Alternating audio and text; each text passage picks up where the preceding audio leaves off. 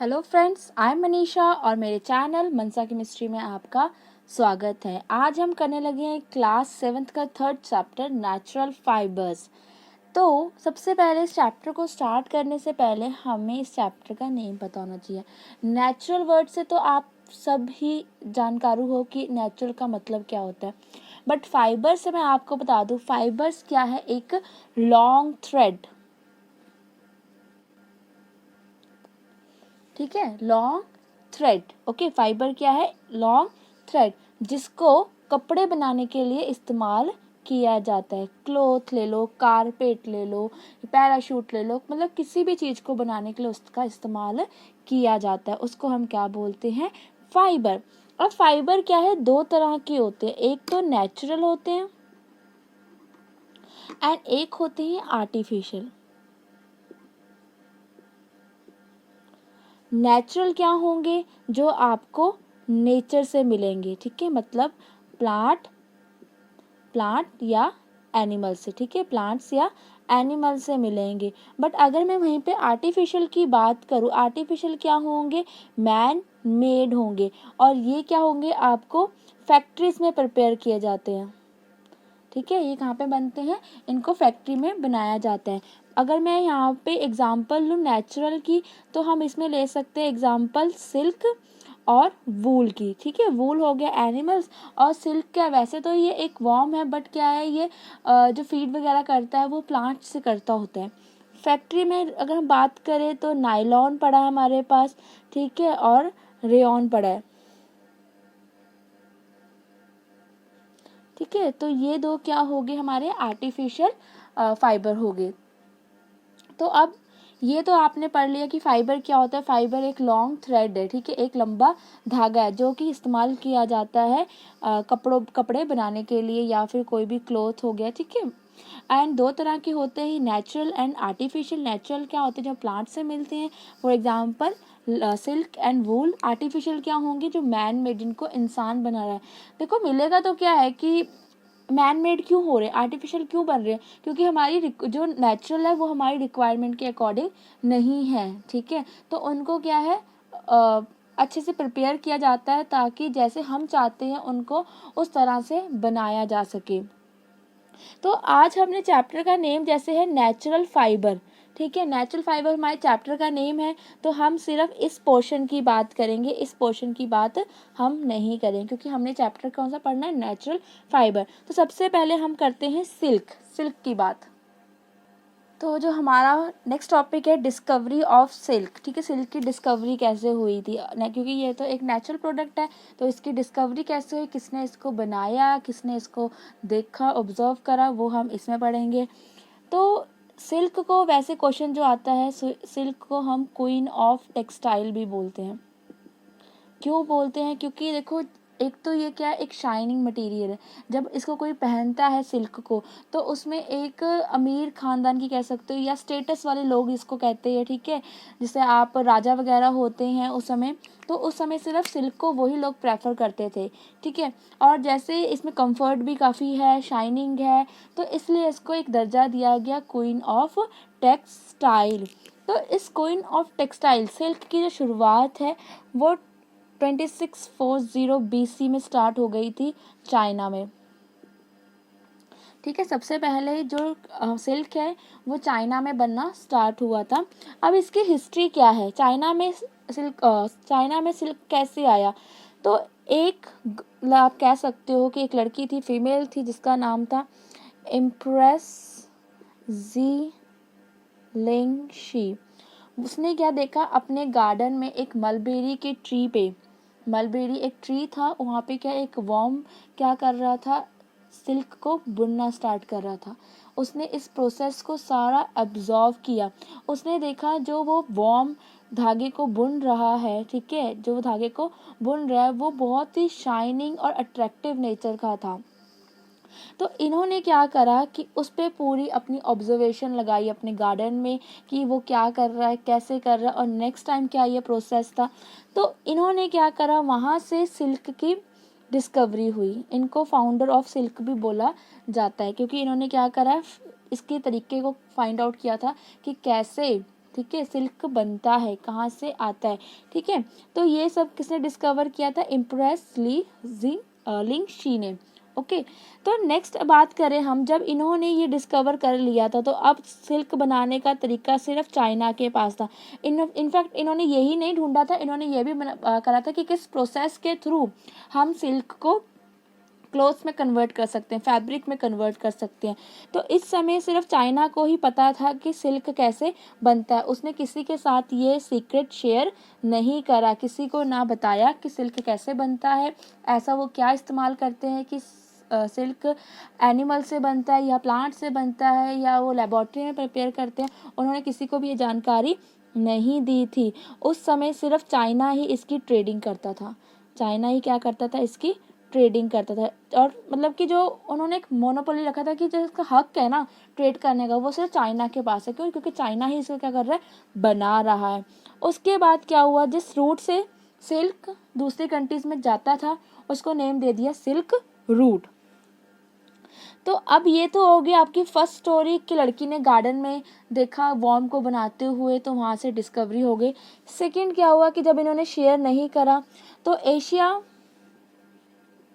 Asia and Europe में भी धीरे धीरे ये तकनीक पहुंच गई। वहाँ पे क्या हुआ था कि 2 मॉन्क थे जो कि समाधि के लिए बैठे थे गुफा में, उन्होंने ध्यान लगाया तो उन्होंने ऑब्जर्व किया कि कोई एक वॉर्म है, कोई एक कीड़ा है, ये इंसेक्ट है जो क्या कर रहा है, थ्रेड को बुन रहा है, और वो थ्रेड किसकी तरह है, पूरे सिल्क की तरह है। तो उन्होंने यहाँ से ये खोज करी थी, ठीक है। तो धीरे धीरे क्या हो गया, ये एशिया में भी फैलना शुरू हो गया और यूरोप में भी हो गया। अब अकेला चाइना ही इसकी ट्रेडिंग नहीं कर रहा था, अब एशिया और यूरोप ने भी करना स्टार्ट कर दिया था। तो नेक्स्ट जो हम पढ़ते हैं सिल्क प्रोडक्शन, कि अभी तो हमने सिर्फ डिस्कवरी देखी, ठीक है। आपको क्या लगता है कि जो सिल्क इतना बड़ा इंडस्ट्री या टेक्सटाइल में काम कर रहा है, क्या वो एक सिंपल से ऐसे नेचुरल वे से डिमांड को पूरी कर सकता है कपड़ों की, नहीं कर सकता। उसके लिए हमें क्या करना पड़ता है, अर्थवॉर्म का सिल्कवॉर्म का, अर्थवॉर्म नहीं, सिल्कवॉर्म का हमें ध्यान रखना पड़ेगा, ठीक है। सिल्कवॉर्म का हमें ध्यान रखना पड़ेगा, ये भी एक बिजनेस की तरह है। तो उस प्रोसेस को हम क्या कहते हैं, सेरीकल्चर, जिसमें हम सिल्क वॉर्म को पालते हैं, उनका पालन पोषण करते हैं, उनका ध्यान रखते हैं, तो उसको हम क्या कहते हैं, सेरीकल्चर, ठीक है। It is a science related to the rearing and breeding of the silk worm याद रखना, for the production of silk. ये नहीं है कि आप जंगल में आज गए या आपने मलबेरी का ट्री देखा, उसमें सिल्क कलेक्ट कर लिया और आप इंडस्ट्री में दे आए, नहीं। उसके लिए आपको क्या है, सबसे पहले अगर आपको बिजनेस पर्पस के लिए चाहिए तो आपको पहले सिल्क वॉर्म को पालना पड़ेगा, ठीक है। आपको उनको पालना पड़ेगा, उनकी केयर करनी पड़ेगी, देख रेख करनी पड़ेगी। उसके बाद उस चीज़ से क्या होगा, इंडस्ट्री टेक्सटाइल के लिए जाने के लिए, ठीक है, सिल्क प्रिपेयर होगा। तो उस प्रोसेस को हम क्या बोलते हैं, सेरीकल्चर। आप ये एग्जांपल ले सकते हो, जैसे कि हमें अगर मिल्क की डिमांड इतनी है, ठीक है, मिल्क की डिमांड इतनी ज़्यादा है, तो उसके लिए पहले क्या करना पड़ता है, जो दूध निकालते हैं उनको क्या करना पड़ता है, गाय या भैंसों की अच्छे से केयर करनी पड़ती है। अगर वो केयर नहीं करेंगे तो अगर गाय को ठीक से सही समय से खाना नहीं मिलेगा तो मिल्क फीडिंग भी इतनी ज़्यादा नहीं होगी, ठीक है। तो यही सारा कुछ सेरीकल्चर में भी होता है। उनको अर्थवॉर्म का ध्यान रखना पड़ता है, जितने टेम्परेचर का ध्यान रखना पड़ता है कि कितने टेम्परेचर पे जो उनकी एग हैं वो हैच होंगे, कितने टेम्परेचर पे कैटरपिलर फीड लेगा। तो ये सारी जो स्टडी है उसको हम क्या कहते हैं, सेरीकल्चर, और इसको हम रिलेट करते हैं साइंस से। ओके, तो चलिए अब नेक्स्ट स्टार्ट करते हैं हम life process of silk worm. तो लाइफ प्रोसेस बताने से पहले मैं आपको जो लाइफ प्रोसेस चलेगा सिल्क वॉर्म का वो मैं बता दूं, ठीक है। जो सिल्क वॉर्म का नेम किया है, जो कि कमर्शियल बेस पे यूज़ की जाती है, ठीक है, जो कि कमर्शियल बेस पे यूज़ की जाती है, वो है बॉम्बेक्स मोरी, ठीक है। इसको कमर्शियल यूज़ के लिए यूज़ किया जाता है, मतलब बिज़नेस वगैरह के लिए यूज़ किया जाता है, जहाँ पे कपड़ों का बिज़नेस होता है सिल्क का, उसके लिए इस कैटेगरी का इस्तेमाल किया जाता है, इस टाइप के वॉर्म का इस्तेमाल किया जाता है। रीज़न क्या है, क्योंकि एक तो ये बहुत ज़्यादा सुंदर है, दूसरा क्या है, डिपेंड ऑन द ह्यूमन पे डिपेंड है। सेकंड क्या है, अट्रैक्ट मेल बाय सिक्रिएटिंग फेरोमोन्स, ठीक है। जैसे हमारे ये फेरोमोन्स क्या होता है कि एक ये लिक्विड है, फ्लूइड लिक्विड है, जिससे क्या करती है मेल सिल्कवॉर्म को क्या करती है, अट्रैक्ट करती होती है। तो फीमेल सिल्कवॉर्म जो है हमारी बॉम्बेक्स मॉरी, वो 500 एग देती है at a time on the mulberry tree, ठीक है। मलबेरी ट्री पे ये 1500 एग्स देती है, ठीक है। पर जो साइज है इनके एग्स का वो क्या है, पिन होल, मतलब एक स्मॉल से होल के बराबर होता है। जब ये एग दे देते हैं, ठीक है, ये जब एग दे देते हैं तो उसके बाद जो फीमेल होती है वो फीड करना बंद कर देती है और 4-5 दिन के अंदर मर जाती है। फीमेल नहीं, मेल भी, ठीक है, दोनों साथ में मरते हैं। तो वो 4 और 5 डेज के अंदर मर जाते होते हैं। फिर क्या होता है, ये जो एग होते हैं इनका प्रोसेस होना स्टार्ट हो जाता है। तो ये था सारी कहानी बॉम्बेक्स मॉरी सिल्कवॉर्म के बारे में। अब हम नेक्स्ट पढ़ेंगे लाइफ साइकिल के बारे में। ओके, इतना तो आपको पता लग गया कि कमर्शियल के लिए यूज़ की जाती है, बॉम्बेक्स मॉरी की जाती है। क्यों? क्योंकि बहुत ज़्यादा सुंदर है, डिपेंड ऑन ह्यूमन है, ठीक है। और जो कैपेसिटी है वो 1500 एग्स की है एट अ टाइम, ठीक है। साइज़ क्या है, एग का पिन होल है। ओके, ये बातें कुछ नॉलेज के लिए थी तो आपको मैंने बता दी है। तो सबसे पहले प्रोसेस हमारा यहाँ से स्टार्ट होता है। यहाँ से क्या करा, फीमेल एग ने एग दिए, ठीक है, एग प्रोड्यूस किए। ओके, एग देने के बाद वो 4-5 डेज में क्या हो गई, एक्सपायर हो गई, ठीक है, एक्सपायर हो गई। उसके 20 डेज आफ्टर 20 डेज, ठीक है, 20 दिनों के बाद क्या हुआ, 20 दिनों के बाद क्या हुआ, एग में से कैटरपिलर बाहर आ गया, ठीक है। एग्स के जो शेल थी वो टूटना स्टार्ट हो गई और उसमें से क्या है, कैटरपिलर बाहर आ गया। फिर कैटरपिलर ने क्या करा, जो मलबेरी लीव्स पे उसने एग दिए थे उसी ट्री के लीव्स को उसने खाना स्टार्ट कर दिया और फिर क्या हो गया, धीरे धीरे बड़ा होना स्टार्ट हो गया, ठीक है। जब उसने क्या करा, कैटरपिलर ने एक प्रॉपर साइज का हो गया, जितना उसने फीड करना था मलबेरी ट्री से उतना कर लिया। तो उसने क्या करा, नेक्स्ट स्टेप में उसने क्या करा, सिल्क का जो मतलब बॉल्स उसने बनानी थी, जिसको हम कोकोन का नेम देते हैं, कोकोन बोलते हैं, उसको उसने बुनना, स्पिन करना स्टार्ट कर दिया। अपने आर पार क्या करा उसने, अपने आसपास क्या करा, पूरे थ्रेड से अपने आप को कवर अप करना शुरू कर दिया, ठीक है। तो इसको हम क्या बोलते हैं, कोकोन बोलते हैं, ठीक है। जब वो इसको बुन रहा होता है, जब वो पूरी तरीके से अपने आप को कवर अप कर लेता है, ठीक है, तो इसके बीच में, इस बॉल के बीच में ही जो कैटरपिलर होता है, अब वो कन्वर्ट हो जाता है किसमें, प्यूपा में। किसमें कन्वर्ट हो जाता है, प्यूपा में कन्वर्ट हो जाता है। ओके, प्यूपा में कन्वर्ट हो जाता है। तो ये देखो, मैंने यहाँ से इसको ऐसे बाहर निकाल के दिखाया है कि ये जो चीज़ थी इसके अंदर थी, अब ये क्या आ गई है, बाहर आ गई है। तो ये जो बाकी ब्लैक ब्लैक मैंने ड्रॉ करा है, ये क्या है, जो उसका बाहर का कोकोन का शेल था वो बचा हुआ है। इससे हम यूज़ करते हैं सिल्क बनाने के लिए, ठीक है। इसको हम क्या यूज़ करते हैं, सिल्क बनाने के लिए। ओके, नेक्स्ट स्टेज में क्या होता है, प्यूपा कन्वर्ट हो जाता है, अपनी अडल्ट स्टेज पे आ जाता है, ठीक है।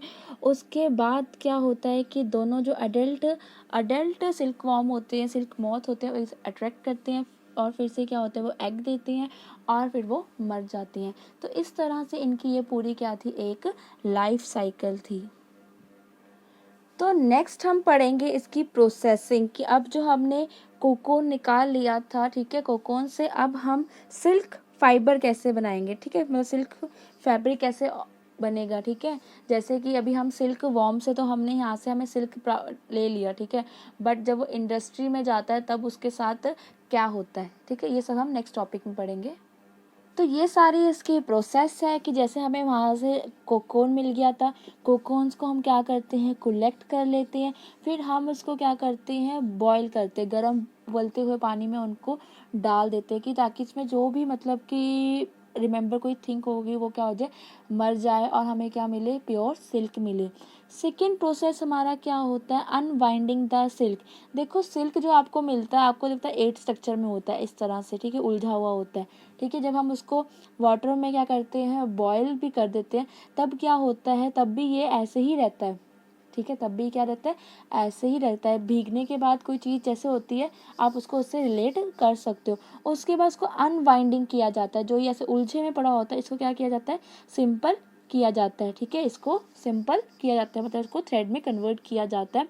और इस प्रोसेस को हम बोलते हैं रीलिंग। क्या बोलते हैं उसको, रीलिंग, ठीक है। रीलिंग के बाद क्या होता है, रीलिंग करने से हमें थ्रेड मिल जाते हैं लंबे लंबे, ठीक है। उसके बाद इन थ्रेड्स को क्या किया जाता है, आपस में ट्विस्ट किया जाता है, आपस में ट्विस्ट किया जाता है, ठीक है। जैसे कि इन तीनों को मिला के मैंने एक ही थ्रेड बना लिया, ठीक है। इसको हम क्या बोल देंगे, ठीक है, इसको हम बोल देंगे, इस प्रोसेस को हम बोलेंगे थ्रोइंग। और थ्रोइंग में हम क्या बोलते हैं, ये हमारे पास रॉ सिल्क था, रॉ सिल्क को मैंने ट्विस्ट करके इसको मैंने किस में कन्वर्ट कर दिया, यार्न में। किस में कन्वर्ट करा, यार्न में, ठीक है। याद रखना रॉ सिल्क क्या हो गया, आपका फाइबर, ठीक है। ये क्या हो गया, आपका फाइबर हो गया। फाइबर को मिला के, ठीक है, फाइबर को मिला के, इंडिविजुअल फाइबर को मिला के उसने यार्न बना लिया। अब आप पूछोगे यार्न क्या होता है, तो आप कह सकते हो yarn is a collection of many fiber, two or more fibres, ठीक है। उसके बाद क्या है, इसको कलर किया जाता है, डाई की जाती है अपने अपने सिलेक्टेड कलर के अकॉर्डिंग, और फिर उससे तैयार किया जाता है फैब्रिक। उससे क्या रेडी होता है, फैब्रिक। फैब्रिक किससे रेडी होता है, यार्न से। मैं आपको एक बात बता दूं, सबसे पहले होता है हमारे पास फाइबर, फिर बनता है उसका यार्न, फिर उसके बाद बनता है उसका फैब्रिक, ठीक है। फिर क्या बनता है, उसके बाद उसका फैब्रिक बनता है। तो जैसे कि आप बाजार से कपड़ा लेके आते हो, वो होता है फैब्रिक। जब उस कपड़े के टुकड़े आप देखो लास्ट या एंड में देखो, जब कटिंग होने के बाद होता है, तो यहाँ पे क्या होता है, उसके ऐसे निकालोगे तो उसका थ्रेड ऐसे बाहर आ जाएगा, ठीक है। तो ये चीज़ होती है यार्न, ये क्या होती है, यार्न। पर जब आप इस अकेले थ्रेड को भी देखोगे ना, इसमें बहुत सारे छोटे छोटे बाल होंगे, अगर ऊपर से आप देखोगे ना, छोटे छोटे थ्रेड्स अलग हो रहे होंगे, तो उसको हम बोलते हैं फाइबर। वो होता है हमारा रॉ मटेरियल, ओके। तो ये पूरा प्रोसेस है, इस बात को याद रख लेना। ये जो साइड पे मैंने लिखी है, इससे ही आपको काफ़ी ज़्यादा हेल्प मिल सकती है इस चीज़ को समझने के लिए। तो फ्रेंड्स, आज का टॉपिक यहीं पे ख़त्म होता है। नेक्स्ट वीडियो में हम काइंड्स ऑफ सिल्क पढ़ेंगे और उसके यूजेस पढ़ेंगे, ओके। और हो सकेगा तो मैं ट्राई करूँगी वूल भी हमारा सेकंड पार्ट में ख़त्म हो जाए, अगर नहीं हुआ तो थर्ड पार्ट में तो ज़रूर ही फिनिश हो जाएगा। तो bye bye and have a nice day.